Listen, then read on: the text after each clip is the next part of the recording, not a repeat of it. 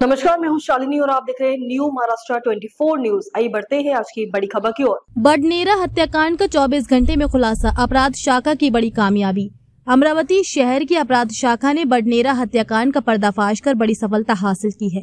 बिना किसी ठोस सबूत के पुलिस ने मात्र 24 घंटे के भीतर हत्या का खुलासा करते हुए 5 आरोपियों को पकड़ लिया। इनमें से 3 आरोपी नाबालिग हैं। ये घटना 22 अगस्त 2025 की सुबह करीब 9 बजे घटी। अतुल ज्ञानदेवी पुरी निवासी पुंडलिक बाबा नगर अमर कॉलोनी अमरावती अपने घर से बडनेरा रेलवे स्टेशन की ओर जा रहे थे। इसी दौरान तिलक नगर रोड पर अज्ञात हमलावरों ने उन पर घातक हमला किया और उनकी हत्या कर दी। इस वारदात के बाद बडनेरा थाने में मामला दर्ज किया गया।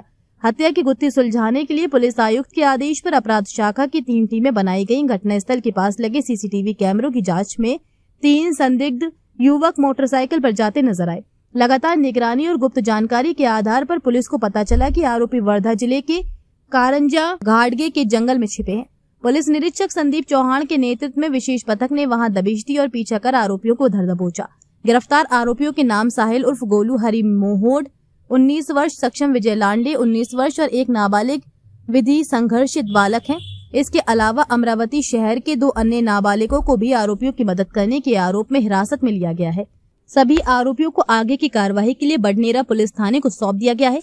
ये संपूर्ण कार्रवाई पुलिस आयुक्त अरविंद चावरिया, उपायुक्त गणेश शिंदे, श्याम घुगे और रमेश घुमाल के मार्गदर्शन में की गई। इस ऑपरेशन में पुलिस निरीक्षक संदीप चौहान और उनकी टीम के सहायक पुलिस निरीक्षक अमोल कडू, महेश इंगोले, अनिकेत कासार, पॉलिस अमलदार, सुनील लासुरकर, दीपक सुंदरकर, गजानन टेवले, फिरोज खान, सतीश देशमुख, आस्तिक देशमुख, मनोज ठौसर, जहीर शेख, सचिन बहाली, संग्राम भोजने, मंगेश शिंदे, अतुल संबे, नईम बेग, विकास गुडदे, नाजीमुद्दीन, विशाल वांक पांजर, राहुल देंगेकर, राजिक रायलीवाले, रंजीत गावंडे, सूरज चौहान, नीलेश बंजारी, संदीप खंडारे, राहुल दूदे, वेतन शर्मा, अलीमुद्दीन खतीब, निखिल माहुरे ने महत्वपूर्ण भूमिका निभाई। एक जी हत्या झाली होती सर बडनेरा पोलीस स्टेशनच्या हद्दीमध्ये, त्याच्या मागची काय पार्श्वभूमी आणि किती आरोपी ताब्यात आहेत सध्या? 22/8/25 रोजी पोस्टे बडनेरा हद्दीमध्ये रेल्वे स्टेशनकडे जाणाऱ्या रस्त्यावर तिलक नगर जो एरिया आहे त्याच्या आतमधल्या रस्त्यावरून अतुल ज्ञानदेव पुरी हे पुंडलिक बाबा नगरमध्ये राहणारे जे इसम होते त्यांची 3 अज्ञात आरोपितांनी हत्या केलेली होती। ते दररोज त्या रस्त्याने नांदुरा पोलीस स्टेशनला बुलढाणा जिल्ह्यामध्ये नांदुरा या ठिकाणी कामाकरता जात असत आणि त्यामुळे हल्लेखोरांनी त्याचा त्या ठिकाणी पाठलाग करून मृत्यू घडून आणला, खून केला।